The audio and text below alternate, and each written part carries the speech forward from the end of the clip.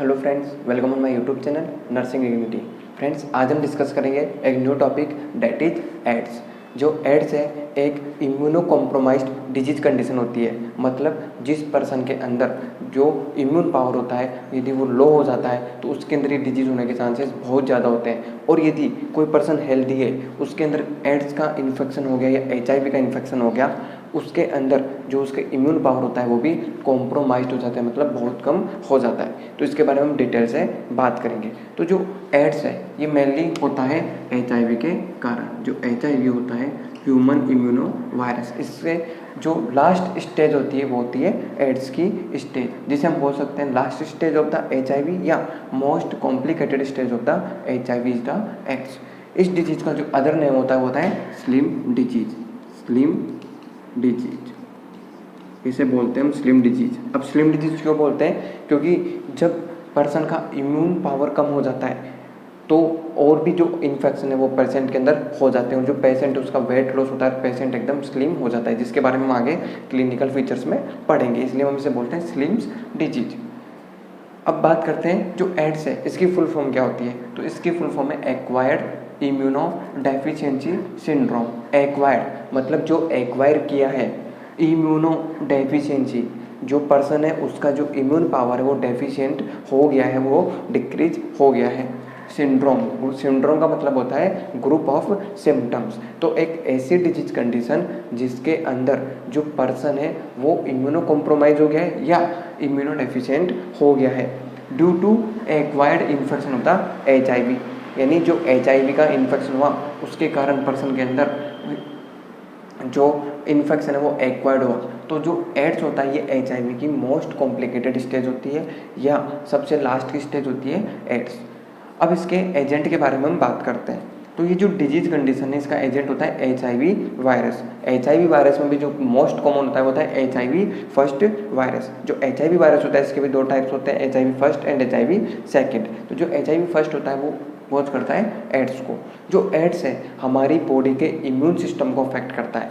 जो बॉडी के अंदर हेल्पर T सेल्स होती है उनके अंदर ये डिस्ट्रक्शन क्रिएट करके उनको डिस्ट्रॉय करके बॉडी का जो इम्यून पावर होता है उसको कम कर देता है, जिससे पर्सन इम्यूनो कॉम्प्रोमाइज्ड हो जाता है। मतलब जो पर्सन है उसकी जो हेल्पर T सेल्स है वो काम नहीं करती और पेशेंट के अंदर इम्यून पावर बहुत लो हो जाता है। अब बात करते हैं होस्ट।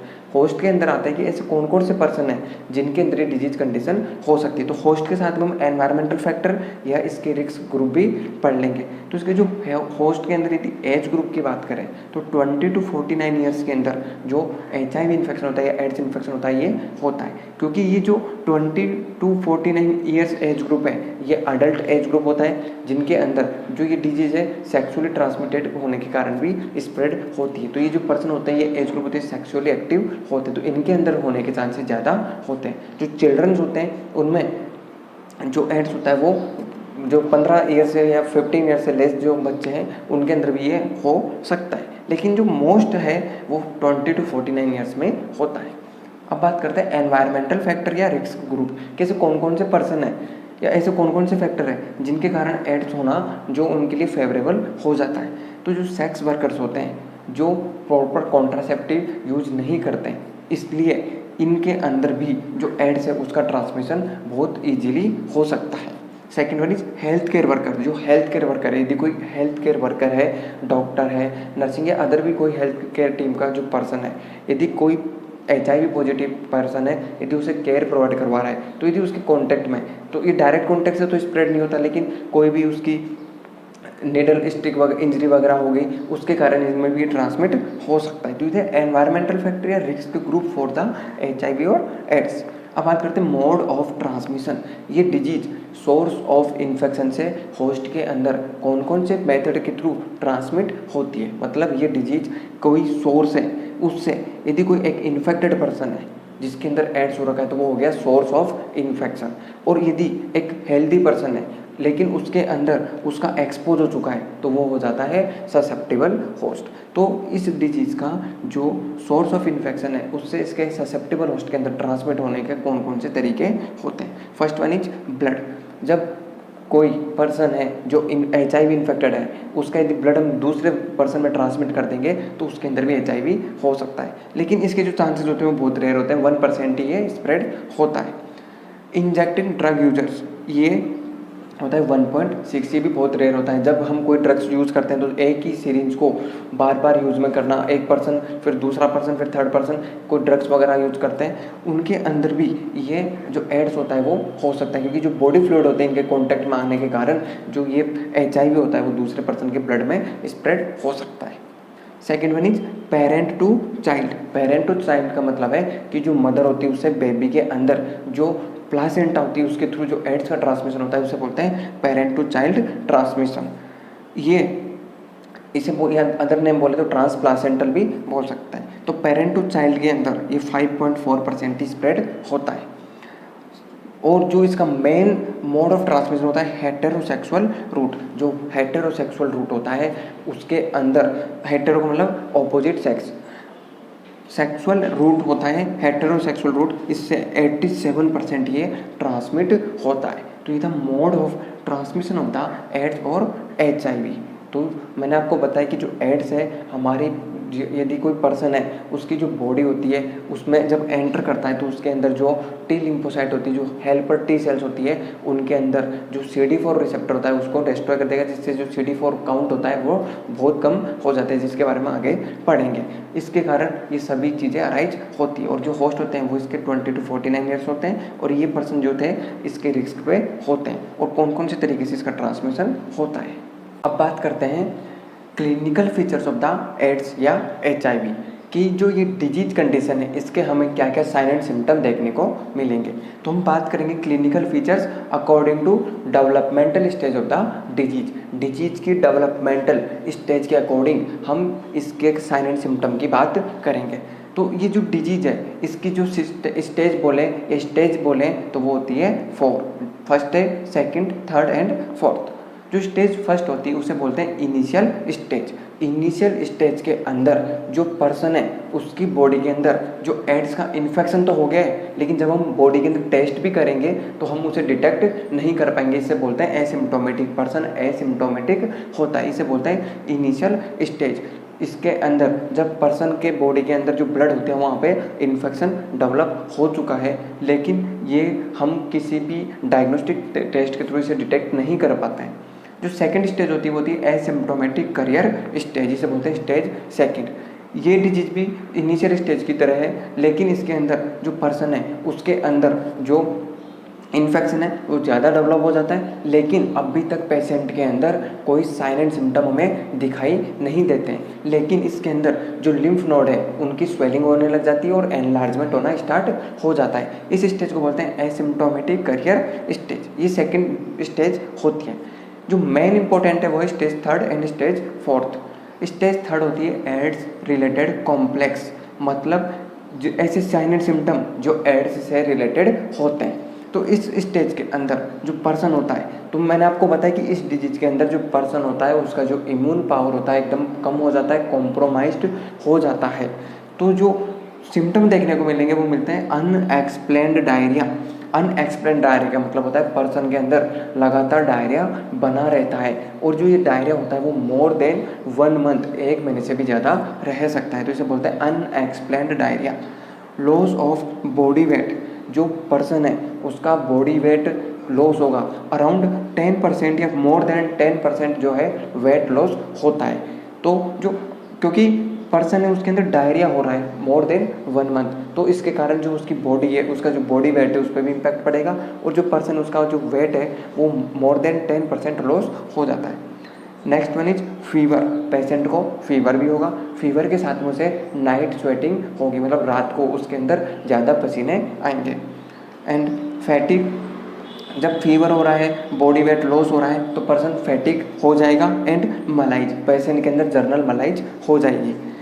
और इसके बाद में जर्नलाइज्ड लिम्फ एडिनोपैथी, जो पर्सन के लिम्फ नोड है, जो एडेनोइड्स होते हैं उनके अंदर जर्नलाइज यानी पूरी बॉडी में और स्पेशली नेक के ऊपर जो लिम्फ नोड होते हैं उनकी स्वेलिंग हो जाती है, उनका एनलार्जमेंट हो जाता है, जिसे बोलते हैं हम लिम्फ एडिनोपैथी। तो ये थे एड्स रिलेटेड कॉम्प्लेक्स या एड्स रिलेटेड सिम्टम।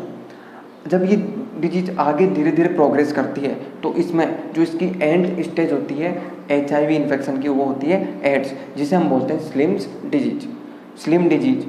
इसके अंदर हमने बात की कि जो पर्सन है उसका इम्यून पावर टोटली एकदम डिस्ट्रॉय हो चुका है, एकदम न के बराबर हो चुका है। तो जो पर्सन है उसके अंदर अपॉर्चुनिस्टिक इन्फेक्शन होने के चांसेस ज़्यादा हो जाते हैं। अपॉर्चुनिस्टिक इन्फेक्शन का मतलब होता है कि कोई एक डिजीज कंडीशन है, उसके कारण जो पर्सन है उसका इम्यून पावर लो हो गया है, उसका जो बॉडी रेजिस्टेंस है वो कम हो गया है, इसलिए जो अदर इन्फेक्शन है जो पर्सन के अंदर होने के प्रोन ज़्यादा हो जाते हैं, चांसेस ज़्यादा हो जाते हैं। और जो अपॉर्चुनिस्टिक इन्फेक्शन होता है, मतलब एक अपॉर्चुनिटी का मतलब होता है अवसर, जो अदर डिजीज कंडीशन है उनको अच्छी अपॉर्चुनिटी मिलती है पर्सन के अंदर डेवलप होने की।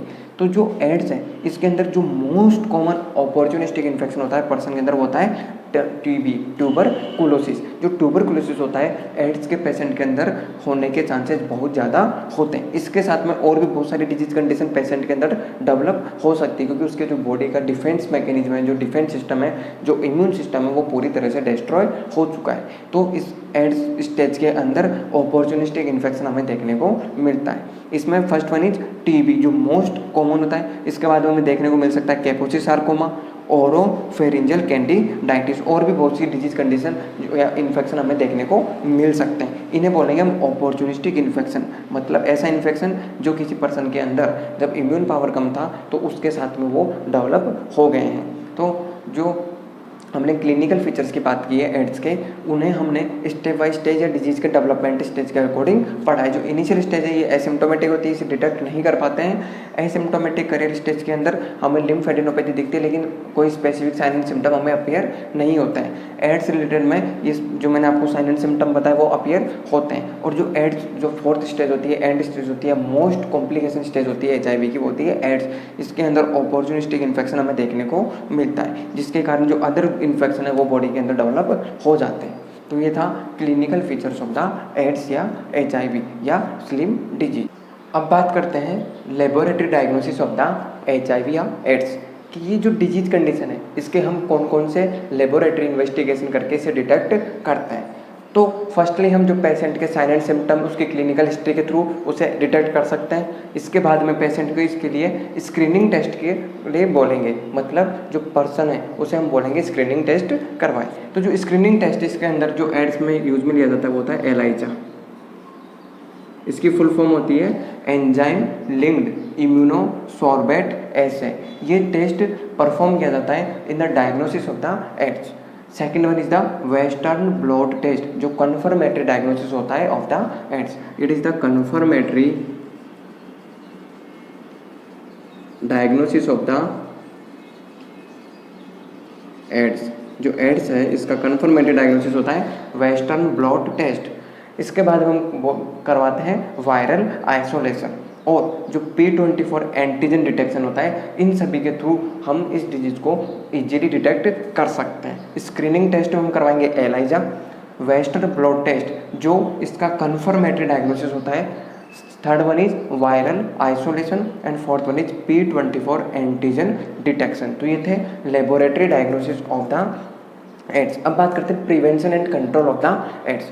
तो जो प्रिवेंशन है, मतलब ऐसे कौन कौन से मेजर्स हैं जिनके थ्रू हम इस डिजीज को कंट्रोल कर सकते हैं या प्रिवेंट कर सकते हैं। तो first one is targeted intervention. Targeted intervention का मतलब है कि जो इसके रिस्क फैक्टर्स हैं या इसके रिस्क ग्रुप हैं उनके ऊपर हम जो इंटरवेंशन अप्लाई करें, उनको हेल्थ एजुकेशन प्रोवाइड कराएं और उनको स्पेसिफिक मेजर्स प्रोवाइड कराएं जिनके कारण वो इस डिजीज से इजीली प्रिवेंट कर सकते हैं। तो हमने इसमें बात की थी कि जो सेक्सुअली एक्टिवेटेड पर्सन होते हैं या सेक्सुअल वर्कर होते हैं, जो फीमेल सेक्सुअल वर्कर्स होती है, इनके अंदर ये डिजीज ट्रांसमिट होने के चांसेस बहुत ज़्यादा होते हैं। तो यदि हम उन्हें प्रॉपर गाइडेंस और प्रॉपर हेल्थ एजुकेशन प्रोवाइड कराएं रिगार्ड HIV और इसके प्रिवेंशन के रिगार्ड, कि जो आप हैं ये मेजर्स यूज़ कीजिए, जो भी कॉन्ट्रासेप्टिव है उनका प्रॉपर यूज़ कीजिए, और जो भी नीडल वगैरह है इनका यूज एक पर्सन से दूसरे पर्सन में नहीं होना चाहिए। तो ये हेल्थ एजुकेशन प्रोवाइड करवा के हम इजीली प्रिवेंट कर सकते हैं। और इसके लिए जो गवर्नमेंट ऑफ इंडिया है उन्होंने भी national AIDS control programme start किया हुआ है। ब्लड सेफ्टी, क्योंकि मैंने आपको बताया ब्लड के थ्रू भी ट्रांसमिट होता है। जो नीडल होती है, जब ड्रग इंजेक्टेड जो पर्सन होते हैं जो ड्रग अब्यूज करते हैं, उनके अंदर जो नीडल होती है उसी एक कॉमन नीडल से 5 से लोग या फिर और भी ज़्यादा या कम, वो यदि वो एक ही नीडल को यूज़ करता है, उनके अंदर ये डिजीज़ ट्रांसमिट हो सकती है। तो हम उन्हें बोलेंगे कि आप प्रॉपर ब्लड सेफ्टी यूज में लीजिए। और जब ब्लड ट्रांसफ्यूज कर रहे होते हैं तो भी हमें ये ध्यान रखना होता है कि पर्सन जिसका हमने ब्लड लिया है वो HIV पॉजिटिव तो नहीं है। यदि वो HIV पॉजिटिव होगा तो जिसके अंदर हम ट्रांसफ्यूज करेंगे उसमें भी HIV हो सकता है। तो ये ब्लड सेफ्टी हमें यूज में लेनी चाहिए। अर्ली डायग्नोसिस जो डिजीज कंडीशन है, यदि हम अर्ली स्टेज में से डायग्नोस कर लेंगे, हालांकि ये थोड़ा मुश्किल होता है इसे अर्ली स्टेज में डायग्नोस करना, लेकिन यदि फिर भी हम ये पेशेंट के क्लिनिकल फीचर्स या सिम्टम देख के यदि उसे अर्ली स्टेज में डायग्नोस कर लेंगे तो उसके कॉम्प्लिकेशन से प्रिवेंट कर सकते हैं। तो ये था prevention and control of the AIDS, जिसमें हमने बात की कि हेल्थ एजुकेशन, जो भी वनरेबल ग्रुप है या रिस्क ग्रुप है उनको प्रॉपर हेल्थ एजुकेशन देंगे, उन्हें प्रॉपर कॉन्ट्रासेप्टिव मेथड यूज करने के बारे में बताएंगे, और जो भी ड्रग अब्यूजर है उन्हें निडल या सिरिंज वगैरह के जो यूज के बारे में बताएंगे कि इस सिरिंज को 1 पर्सन के अलावा दूसरे पर्सन में यूज नहीं लेना है, जिससे हम इजीली इससे प्रिवेंट कर सकते हैं। ब्लड सेफ्टी, जो ब्लड ट्रांसफ्यूजन प्रोग्रेस होती है उसके अंदर जो ब्लड सेफ्टी मेजर्स करेंगे, जिसका हम ब्लड ले रहे हैं तो रिसिपिएंट और डोनर दोनों के अंदर हमें ये मेक श्योर करना है कि इनके अंदर HIV पॉजिटिव ब्लड तो नहीं ट्रांसफ्यूज किया जा रहा है। और third one is early diagnosis. तो ये था prevention and control of the HIV AIDS. अब बात करते हैं ट्रीटमेंट ऑफ द एड्स। जो एड्स है इसका क्या ट्रीटमेंट होता है, तो इसके अंदर हम यूज में लेते हैं एंटी रिट्रोवायरल ट्रीटमेंट, क्योंकि जो HIV होता है एक रिट्रोवायरस होता है, तो इस रिट्रोवायरस के लिए हम यूज में लेते हैं एंटी रिट्रोवायरल ट्रीटमेंट। इसमें जो ड्रग्स होते हैं वो यूज में ली जाती है, लेकिन जो WHO की गाइडलाइन है उसके अकॉर्डिंग ये स्टेज 3 और स्टेज 4 के अंदर ही यूज में ली जाती है। बाकी फर्स्ट और सेकेंड स्टेज में ये रिकमेंडेड नहीं है बाय द WHO। यदि हमें CD4 काउंट पता लग जाता है तब हम इसे रिकमेंड कर सकते हैं, लेकिन ये मेनली यूज में ली जाती है 3rd और 4th स्टेज में यूज में ली जाती है। जो ड्रग्स होती है जुडोवुडीन, टिनोफोविर, लेम्बिविडिन, नेविराफिन एंड लोपिनावीर, ये सभी ड्रग्स हम यूज में लेते हैं और इन्हें बोलते हैं एंटी रिट्रोवायरल ड्रग्स। इन सभी ड्रग्स के बारे में हम डिटेल से पढ़ेंगे, वो फार्मा के अंदर पढ़ेंगे। तो ये थी antiretroviral treatment, that is zidovudine, tenofovir, lamivudine, nevirapine and lopinavir. तो इसी के साथ आज का हमारा जो टॉपिक है एड्स, ये कंप्लीट होता है। यदि आपको हमारा वीडियो अच्छा लगा तो वीडियो को लाइक कीजिएगा, आपकी कोई भी सजेशन है कमेंट बॉक्स में सजेस्ट कीजिएगा, और हमसे जुड़े रहने के लिए चैनल को सब्सक्राइब कीजिएगा। Thank you.